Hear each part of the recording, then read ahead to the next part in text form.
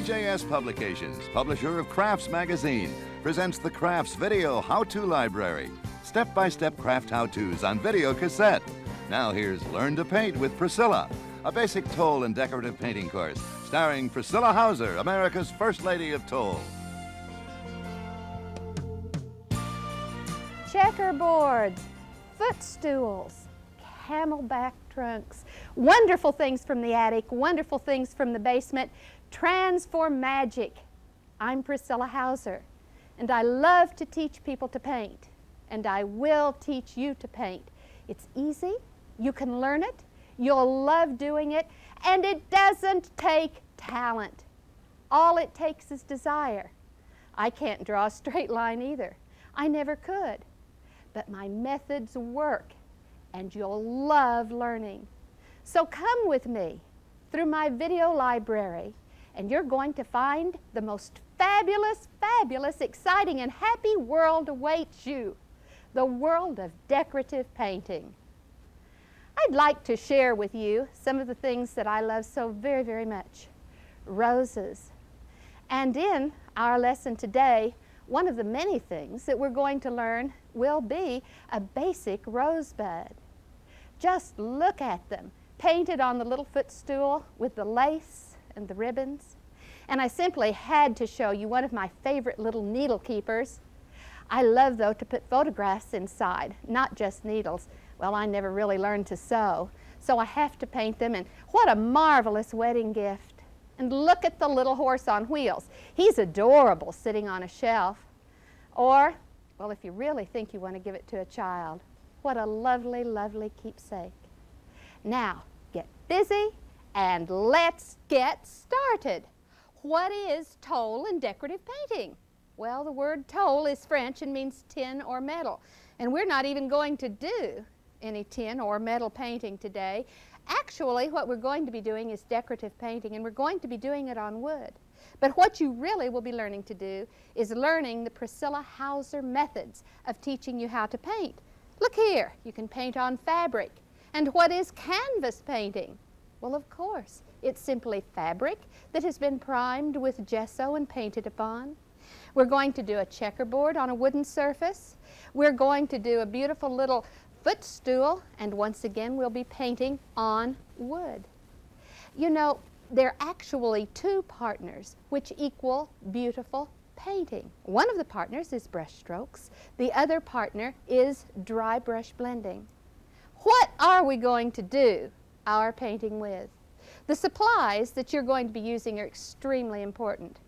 One of the things that is so very important to your painting success is your brush. I cannot begin to tell you how important this beautiful tool is. In decorative painting, where brush strokes are so important, I want you to have the finest Reuseable brush that money can buy. And you should have the brush in at least 3 sizes. A small, which would be a 1, a 2, or a 4. A medium, which could be a 5, 6, 8, or 10. A large, which would be a 12, 14, and upward. Also, you will need a number 1 liner or scroll brush. To paint in oils or acrylics, that is the question. Well, I love both, but I guess my number 1 love is oils. The reason being that you do have more time to blend, and they're really quicker because they're very opaque, unless, of course, you're working in transparent colors, and they cover beautifully, as you will see. Let's talk about the parts of a flat Reuseable brush. When you purchase a beautiful flat Reuseable brush, and I'm going to hold this brush at my illustration board now so that you can see the parts of this brush, we will talk about 2 flat surfaces. This is a flat surface, and this is a flat surface. This very important edge is called the chisel edge, and when you are painting on the chisel edge of the brush, the handle is actually pointing straight up toward the ceiling. Here it's pointing straight out, of course, from my easel. The 2 corners of the brush are chisel corners, and I call the sides of this brush chisel edge as well.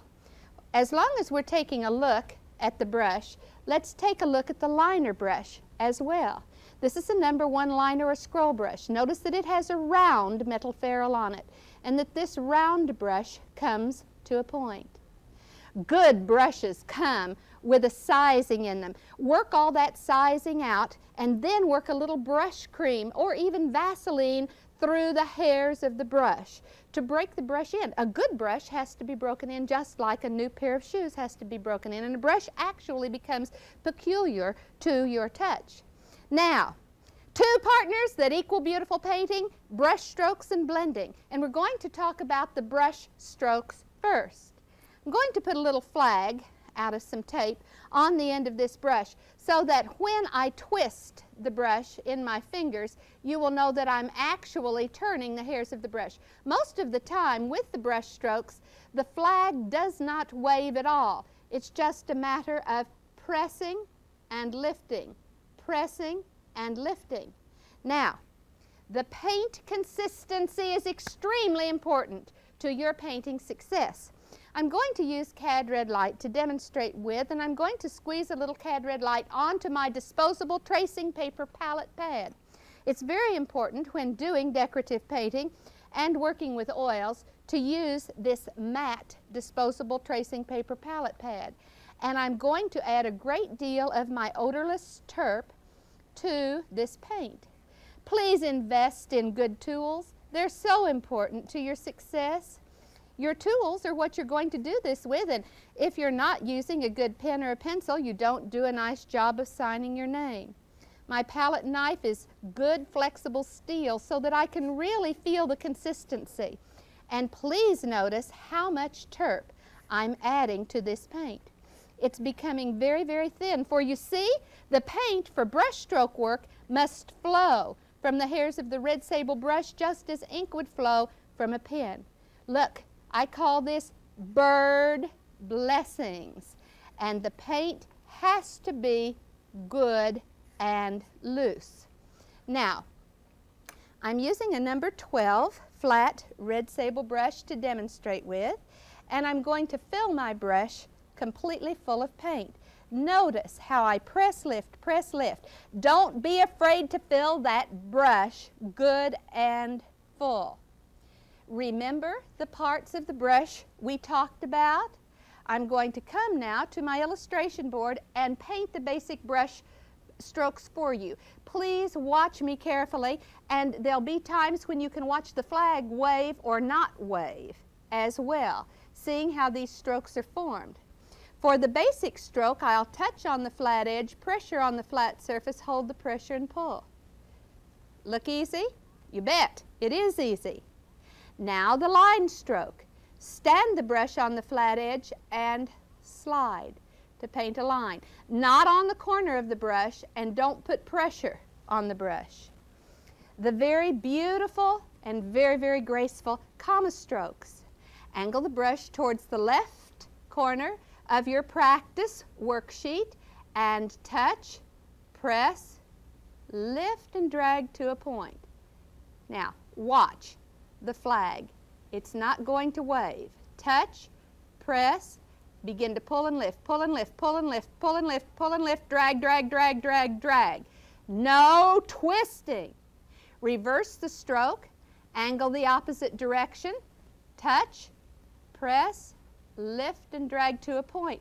You see, the brush strokes are actually like the letters of the alphabet, only it's actually easier for you to learn to form the brush strokes than it was for you to learn to form the letters of the alphabet and sign your name.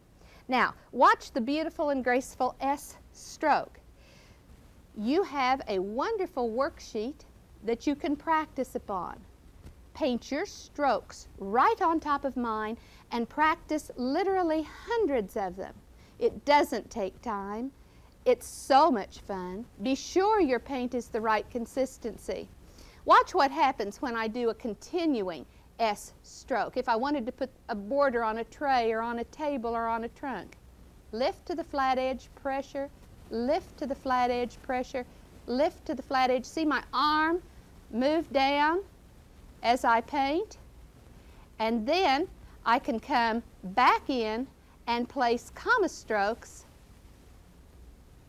just those beautiful comma strokes, into the narrow part of the S stroke border.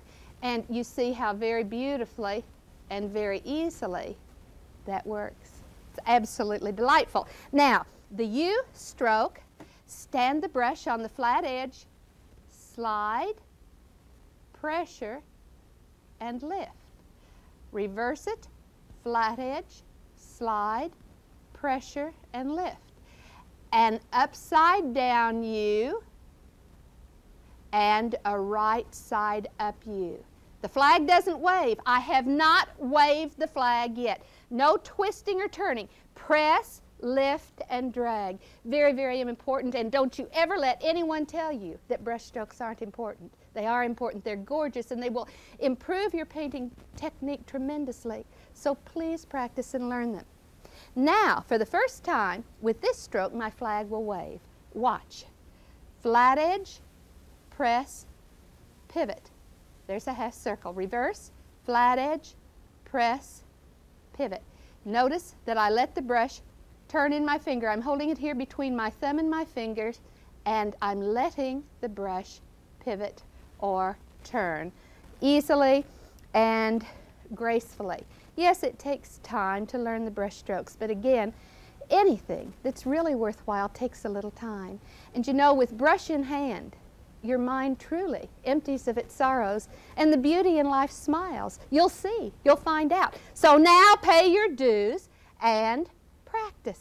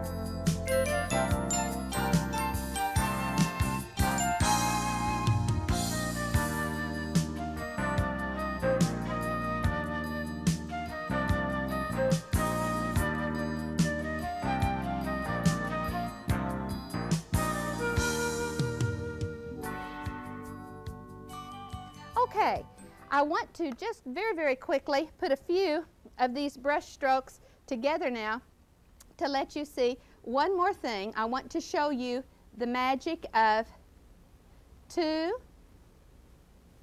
S strokes, a long line stroke, a graceful S stroke, another line stroke, a few comma strokes, small, medium, and large, some more line strokes, and look there. There is a folk art tulip flower form just using 3 of the brush strokes that we've talked about.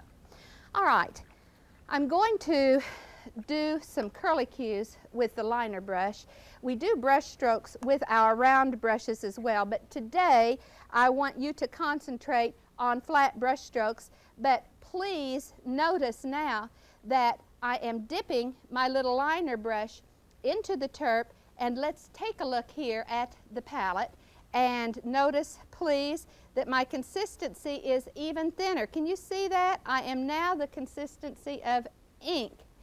And people think that they have a tough time making curlicues. There's no need to do that if you have an excellent brush, one that comes to a fine point, your paint is the right consistency, your brush is completely full of paint, then look here. We're going to paint M's and W's. Here we go. Handle straight towards the ceiling, and here we go with an M, and here we go with a W. Now touch my turp and fill the brush some more, and watch as I put the M's and the W's together. Here we go with the M and the W, watching the hairs of the brush. You know, lots of times people can't see. They can't do line work or curlicues or swiggles because they really can't see. And reading glasses aren't enough for painting. So that's maybe something that you should check into. It took being 40 plus for me to realize that. But it is true. And good glasses, and I'm most sincere when I say this to you, may be a tremendous help in helping you learn to paint. The second partner in the world of painting is dry brush blending. This means to shade 2 or more colors together. Now let's take a look at the consistency of this paint on the palette. No longer is my paint bird blessings, but it now is the consistency of soft, spreadable butter. When we dry brush blend, our paint must be the consistency of soft butter or we'll overblend and muddy. Thin paint won't work at all. Here's a little exercise I want you to practice in learning to dry brush blend. I'll put the yellow on the illustration board. Now you'll notice the difference of the paint. I'm patting the paint on. Don't touch the terp when you dry brush blend. Even cover your terp if necessary at first to learn. Now, groom your brush by gently pinching and wiping the brush between your fingers. And I'm using a soft absorbent rag or towel. The soft absorbent rag or towel that you use for wiping the brush is very important. The absorbency of it is very important, but also the softness of the towel is extremely important. All right, now I'm going to begin blending the Prussian blue into the cad yellow medium. Watch, blending and wiping, blending and wiping. This is how we shade. This is how we blend, and this is a wonderful exercise to practice. And when we blend, we must learn to do something called using a very light touch, because if we get in here and mash down hard, we blow the whole thing. So actually dry brush blending should be so very light that it's just almost like moving the hair on the top of your arm. And I tend to be very heavy-handed. This was something that I really had to work at to learn to be light-handed. And you should practice this little exercise and you'll find that you will be able to blend with a light touch as well. The world of double loading. Double loading means to carry 2 colors on the brush side by side, and you have to pay attention to what you're doing. You should take your puddles of paint in proportion to the size of your brush. Now let's see just exactly what I mean. I'll come to just a little bit smaller brush for double loading, and let's take a look now at the palette and watch as I double load 2 colors on the brush. I'm going to take a little bit of this very thin, loose cad red light, and notice please that I push it up with the palette knife to form an edge. Then I'm going to take a wonderful color called burnt alizarin and do the same thing with my palette knife, pushing it up so that I have, if you'll look here carefully, 2 good puddles of paint. Going to pick up a little bit smaller brush now. It's so important, once again, that you take puddles of paint in proportion to the size of your brush. Now I'm going to take the lightest color first. Some people like to sneak up on that edge. Pay attention to what you're doing. Take the lightest color first, then come over to the edge of the dark and take the darkest color. Now let's come over here and blend, blend, blend, blend, bounce, bounce, bounce, bounce, bounce. Then turn the brush over and blend, blend, blend, bounce, bounce, bounce. Very important to put the dark color in the center, the light color to the outside. And what I'm actually doing is pushing the paint clear through the hairs of the brush from front to back so that every single hair becomes saturated with paint, clear through from front to back. Now we'll go back and pick up more paint. Watch carefully on the palette as I go back to my light color and take it first, then to the dark color, then back to the same spot and blend in that same spot so that I'm not spending the paint out of the brush by going to different spots all over the palette.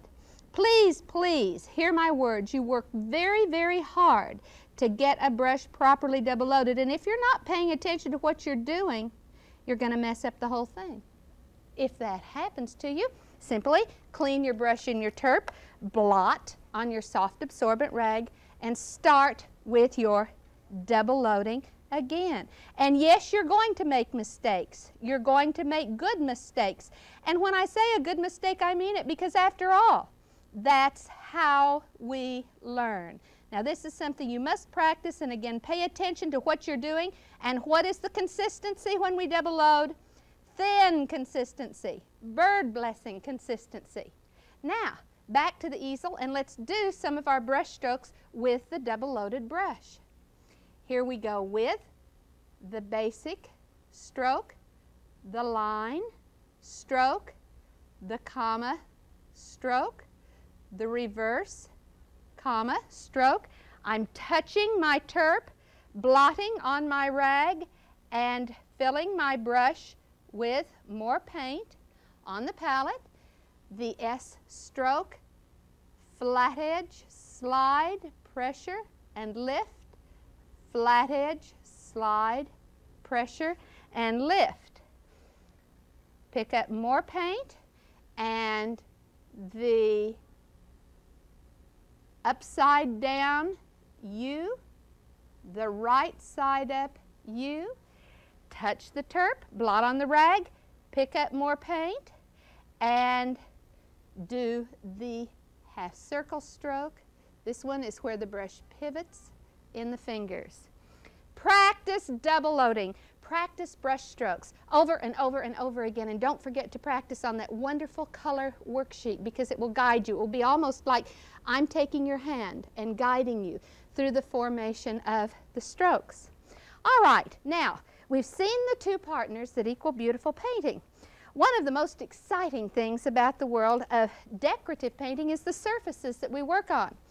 I've turned this checkerboard over, and you can see that it is a piece of pine. I love to work on pine. I love to work on all kinds of wood. I've had a love affair with wood for a very long time. I love the grain. But this time I'm going to paint the grain, and I'm going to use a sponge brush and kind of a slate blue acrylic base coat color. Always shake your acrylic color well. Then using a sponge brush, we simply brush the paint on the surface like so. And you would want to generously cover this entire board with paint. I like to do something called brown paper bagging, and after the first coat dries, instead of sanding, I'll take a piece of a brown paper grocery bag. Be sure the print isn't showing, and I'll sand with the brown paper bag, and this smooths the wood grain. Then if a second coat is needed, I will apply it. All right, let's turn this over, and here we have our painted board. The next thing I want to do is to achieve a very special effect. Let me move the checkers here off of our checkerboard. I'm going to fly speck the board. See the little white fly specks on this piece? And to do that, I'm going to use some white acrylic paint, or you could use oil paint as well. And I'll put this out on a palette. Then using a toothbrush, I'll dip in a little water, since this is acrylic that I am using. Rub in a circular motion with the toothbrush. Then I'll come back to my board and watch what happens as I pull my thumb over the brush. Do you see the specks falling? And you should practice this first before you actually come to your board. You can get kind of a very attractive granite look to your work, and this is what I have done here. Now, let this dry, then trace your pattern or your design onto a sheet of tracing paper and transfer it to your prepared surface. Now, on this particular board, we see just a little bit of this outside shape transferred to the board. And this is very important for you to see. You'll also notice that there's two little squares that I have not painted to show you how to get the checkerboard effect. All right, how do we transfer a pattern? Well, first of all, you want to trace your design onto a sheet of transparent tracing paper as neatly and as carefully as you can. Then I like to use chalk, turning the design over and simply applying pressure going over the lines on the back. Now, of course, if your surface is painted white, then you'd have to go to a pastel color. Some people like to use graphite paper to transfer a design. I don't like graphite paper because the lines can sometimes be very messy. If I have to use it on a textured surface such as canvas or fabric, I will. But most of the time I prefer the chalk method. Now, let's pretend that my whole checkerboard design has been traced here. I've centered it onto the board, and then using my stylus, a ballpoint pen that doesn't work, or a pencil, I will go over my lines, and the lines will then transfer to the prepared surface. Now, I'm not going to transfer this whole design, of course, but this is what we want to do.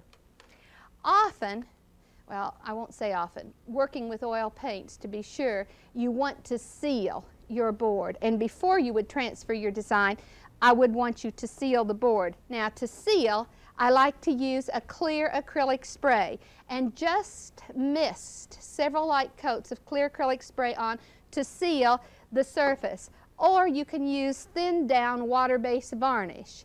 Equal amounts, half water-based varnish, half water. Thin it and use a sponge brush to brush it on. Then trace your pattern and transfer it using the chalk as I have just showed you. You'll notice on this particular piece the blue border around the edge. I just simply came in with the sponge brush and the blue paint. I had a pattern line and I covered up all the fly specking that I did earlier so that I had a solid blue border on this particular edge. And then using my white acrylic and a synthetic brush, and this is the only time you'll hear me say use synthetic, very neatly and carefully paint the little checker squares. If you know how to stencil, you can also cut a stencil and stencil the checkerboard design on that. We'll take at least 2 coats, maybe even 3, of the white acrylic to cover. And I'm not going to take the time to do all 3. Here I have a little piece of acetate and have made a stencil. I want you to see this little stencil.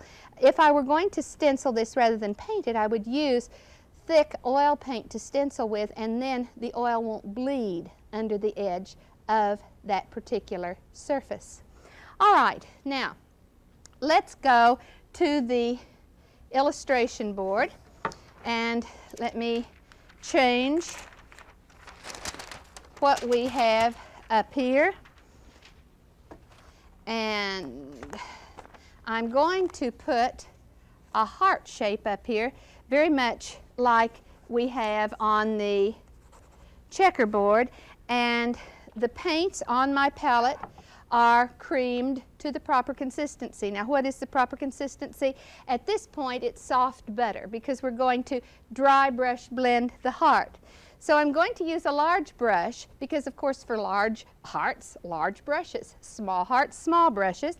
Clean in my turp, blot on my soft absorbent rag, then pick up my cadmium red light. And now this is after you have, number 1, properly prepared your surface, sealed your surface, neatly traced and transferred your design to the surface. We're ready to paint. Check your paint consistencies, good brushes, and here we go. Notice that I'll pat the paint on. Once again, I want you to know that it is the soft butter consistency. Please notice that I did not go all the way out to the edges.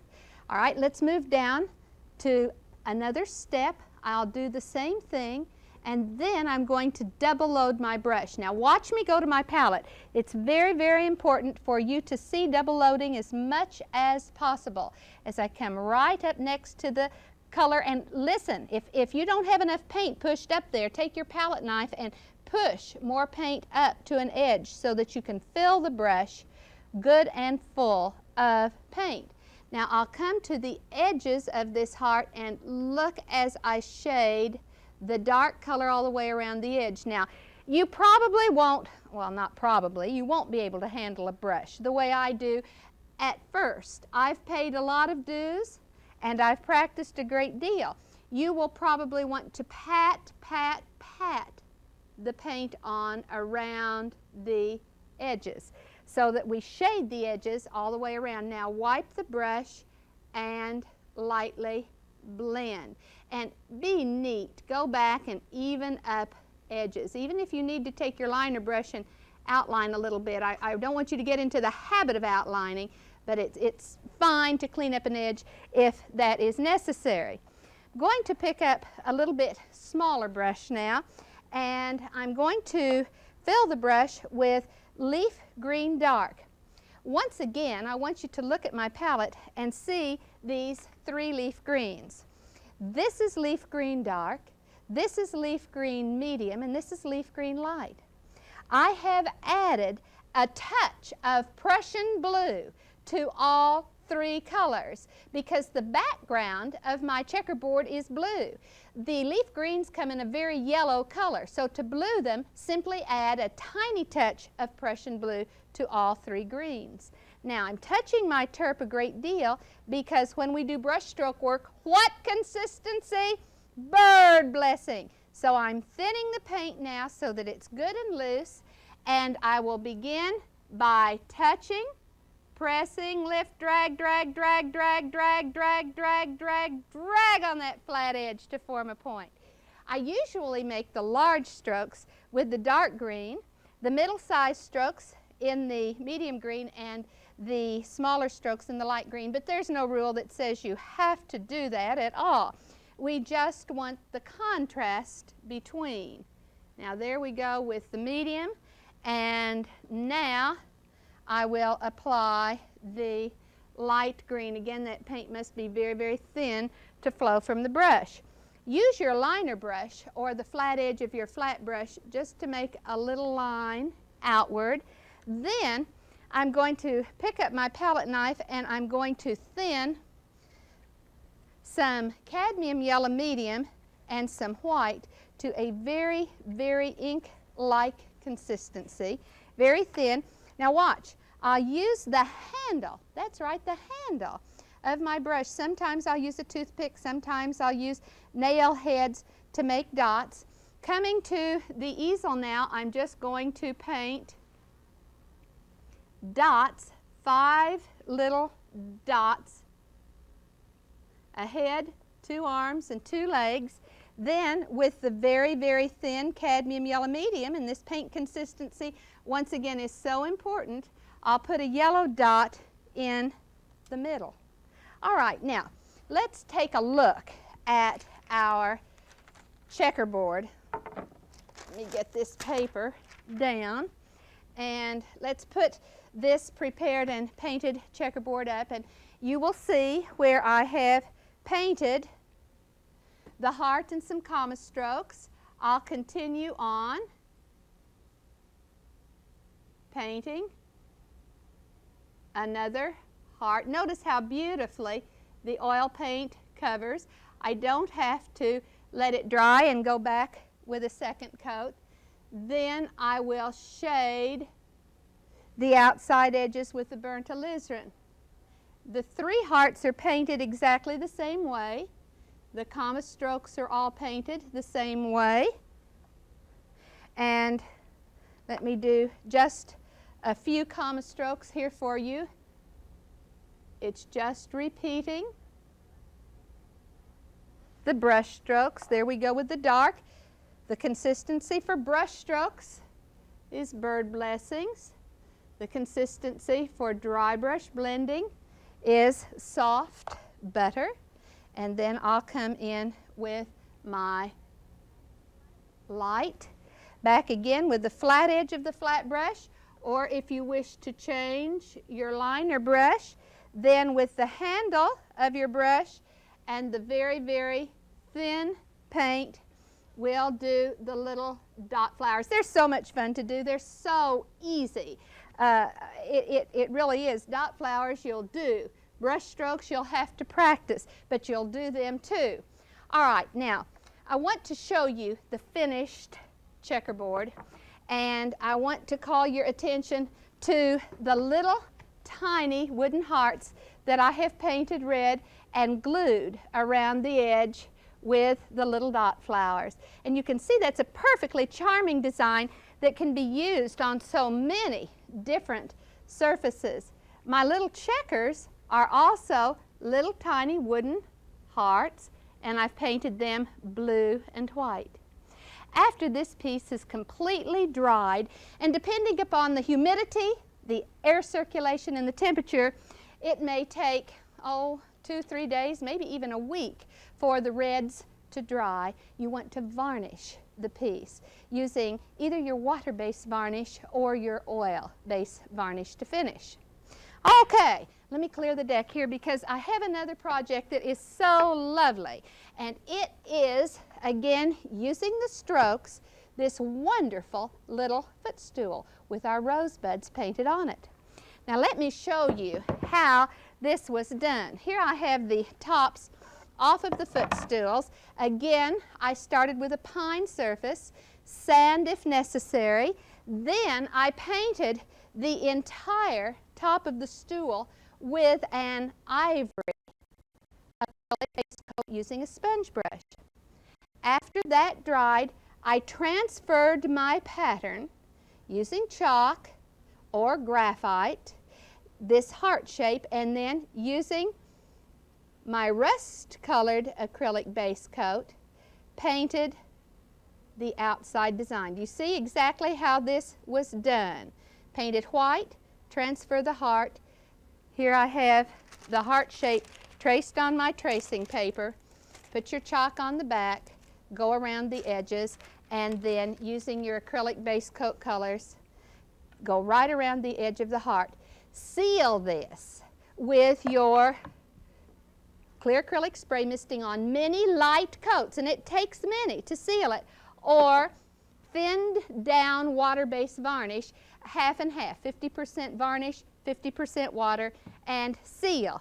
Then transfer your design to the surface.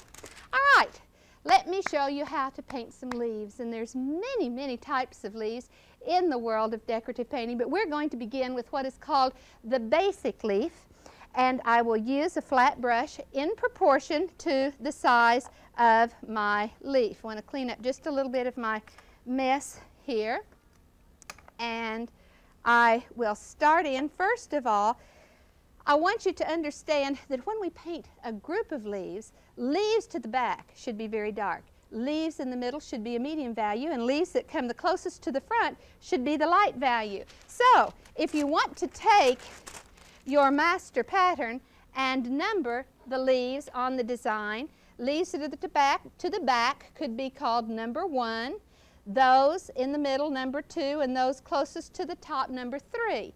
And your interpretation and mine don't have to be the same, just so long as we paint some light, some medium, and some dark. All right, now I have my 3 leaf greens on my palette.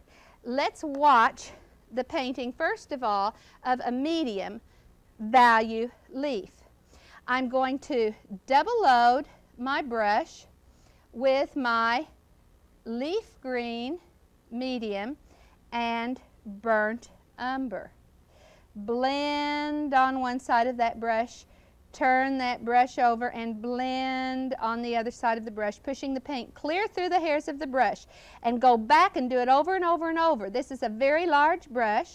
I have to put a lot of paint into it. Now, coming to the easel, I will darken at the base or the bottom of the leaf. Then use an S-type stroke to paint the dark side of the leaf. Usually I paint a leaf dark to the left, light to the right. With the base or bottom of the leaf toward me, I paint dark left, light right. But in the world of decorative painting, it really doesn't matter because we're not painting with any truly established light source. We're decorating. If we go on canvas, then that becomes a different story. And now I'm going to double load with my leaf green medium and my white. Now pay attention to what I'm doing. Blend, blend, blend, blend on one side of the brush. Turn the brush over and blend, blend, blend, blend, blend on the other side, pushing the paint clear through the hairs of the brush. Going to go back, pick up some more green, pick up some more white, and come back to the spot and blend in that same spot on the palette. Then to the illustration board and paint light on the other side of the leaf. All right, now let's do that again. Double load with the leaf green medium and the umber, blend on the palette, and I'll darken at the base or bottom, then touch, press, lift to a point. Now, you can turn upside down and pull towards you if it makes it easier than pushing away. It's hard for me to turn when I'm working here at this easel, but generally I pick up what I'm painting and hold it in a very comfortable position and paint in my hands and turn it constantly because it does make it easier to paint. All right, now the other side of the leaf. Then let's add just a little of the leaf green medium in the center. Wipe the brush. At this point, don't put it back into the turp, but wipe the brush, then begin to blend by stroking. And look, stroke following the natural curve of the leaf. And you can stroke from the bottom up and then from the outside edge back down and use a very light touch. Then, using your liner brush or the flat edge of your flat brush and burnt umber, paint your leaf. I'm going to show you how to cheat, and I don't want you to cheat. But if you really have a hard time double loading your brush, until you pay your dues and practice, you can paint the leaf this way. I'll pick up the leaf green medium, put the leaf green medium on the leaf, then pick up the burnt umber, pat the burnt umber on at the bottom, and pat it on the left side. Wipe the brush, pick up the white, and pat the white on the leaf. Wipe the brush and blend by stroking.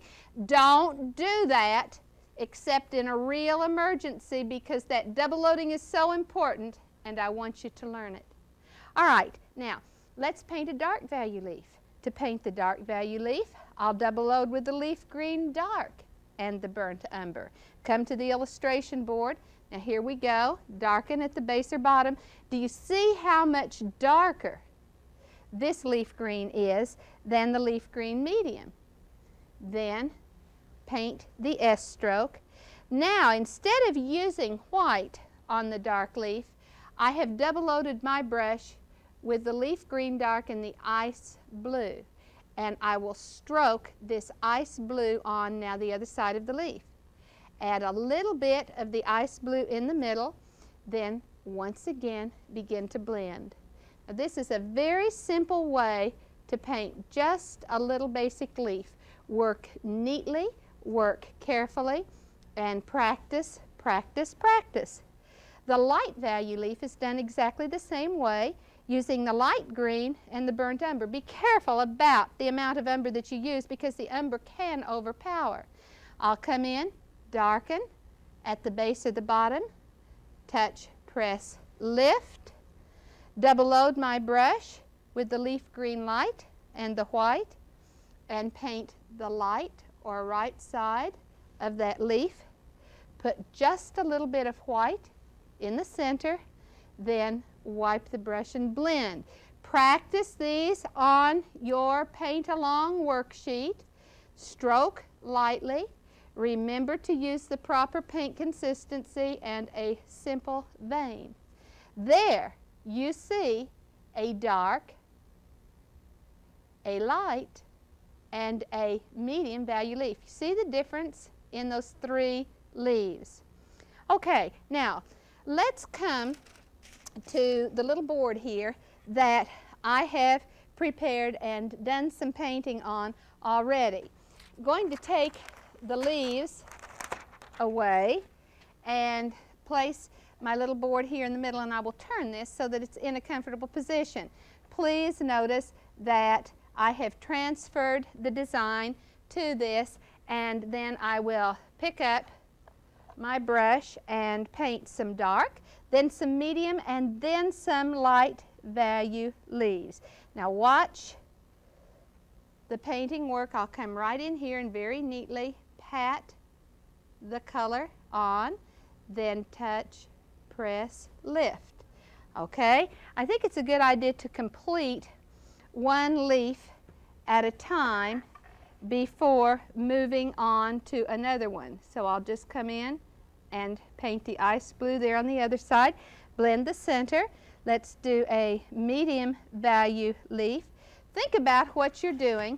You want the contrast between those leaves.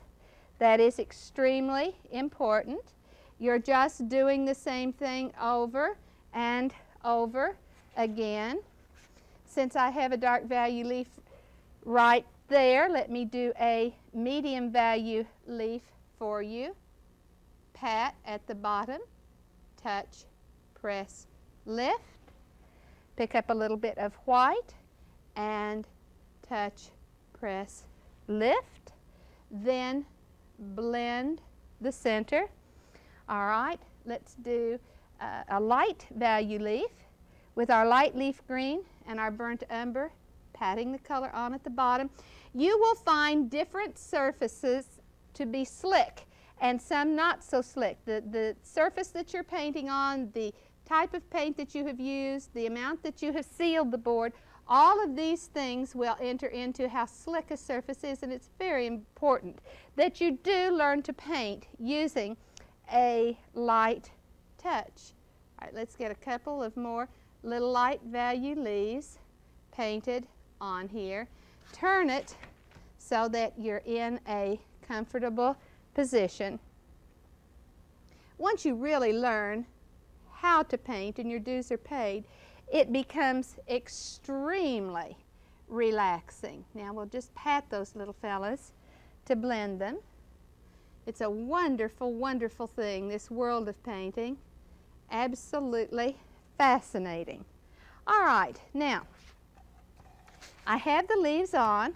I want to run just simple little vein forms down the center with a little bit of the umber, just adding a little umber to that green stem there. Okay, now I want to do the beautiful little rosebud for you. And these little rosebuds are simply done with 2 strokes, a double-loaded brush and 2 strokes. Let's come back to our board, and I'm going to move the paint on my palette. I have burnt alizarin, and I've added just a touch of burnt sienna to this burnt alizarin so that it will work with my rust-colored background just a little bit better. I'll just mix that color into that white. It will never show.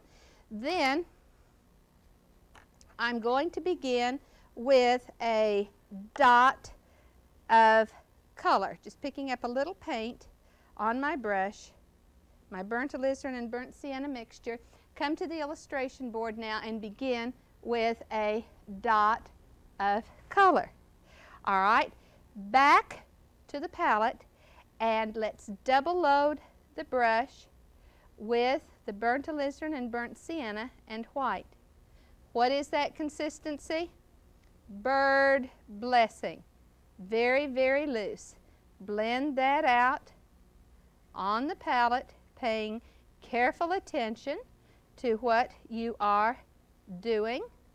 If you make a mistake, so what? Clean the brush. If your hand shakes, so what? It will steady with time and with practice. All right, now let's come back and let's paint a U stroke right around this dot. Here we go. Flat edge, press with a U. Notice I scalloped the top of it just a little by wiggling the brush just a tiny bit. Picking up more paint, now we'll paint the right side up. U, like so. And let the corners connect. Begin here, pull down, apply pressure, and lift back up, and let them meet. If you have a little hole or space left in the middle, just come back with your burnt alizarin and burnt sienna mixture and just touch that up a tiny bit. And that's all there is to that little rosebud. 2 strokes. All right, Back to our stool now. Choose the proper size brush for the little rosebud. This particular design, I'm using a number 10 brush. I'll double load my brush with my burnt alizarin mixture and my white. Blend on the palette to soften that color. And then I will paint my two U's, upside down and right side up. I guess I'd better begin first of all with that dot of color. Almost forgot that dot of color. So let me come back and put that dot of color into the center. Then the upside down U, and then the right side up U. And if you catch a little bit of the leaf color in the flower, for heaven's sakes, don't let that disturb you. It really gives a lovely translucent look to what you are doing. You remember the little dot flowers that we did with the ink consistency paint in the handle of our brush? In blue, Prussian blue and white, or maybe I should say white, to which I've added just a touch of Prussian blue and thinned it to an ink-like consistency, I'll use the handle of my brush and begin to paint 1, 2, 3, 4, 5. Paint has to be very, very thin, and I'll just scatter these little flowers all over the bunch. Then come back with the thinned yellow and apply a dot in the center. Now I'm not taking the time to do as many as I would like to because it is simply repeating. Curly cues add so much to the design. I've picked up my liner brush and very, very thin ink consistency paint, filling the little liner brush and twisting it to a point. Remember the M's and W's? I told you to practice them. I hope you have, because now it's time to use those. I'm going to turn this so that I'm in a comfortable position and then begin the M's and W's. This little liner brush is such a wonderful little tool. It's just terrific. I'm going to do the stems with the liner brush and also the string ribbon with the liner brush. And to paint those stems, I'll use my leaf green medium. Once again, a very, very thin consistency, ink-like consistency, and I will just come in, handle pointing straight up or out, and paint those stems with the leaf green medium. Then I'll come back and pick up just a little of my ink-like umber for shading and come back on top with that umber, brushing some of that. Oh, isn't that? Oh, I love it. Beautiful, beautiful. And you're going to love it too. Practice. It's fun. It's terrific. It's happy. And you will. I promise you will, if you'll just pay the dues. Now I have a little bit darker blue. This is Prussian blue that I put a tiny bit of black in and a little bit of white. And again, the ink-like consistency and the liner brush. And look here, this is such an easy way to paint a little string bow. And just as attractive as it can be, let's kind of fake a little circle in there for a knot. Let's double our bow and let it hang down just a little bit like so.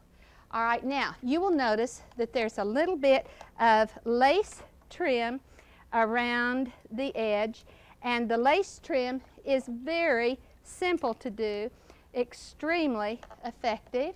I'm going to pick up my white, and I'm just going to come to my pattern line and begin to wave the white. Now look how it's shading.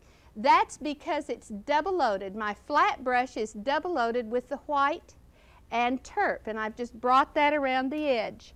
Then using the liner brush, I'll come back in and watch now with the ink consistency paint. I'll just make an outline right next to the heart. Now that's not as hard to do as it looks if your paint is the right consistency and you're using a good little brush. Now little line work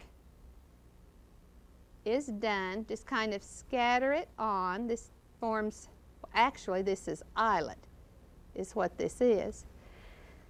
Then I'm going to use my sienna and alizarin color and just make 3 little dots in every hump of the eyelet to look like little holes. It's absolutely fascinating.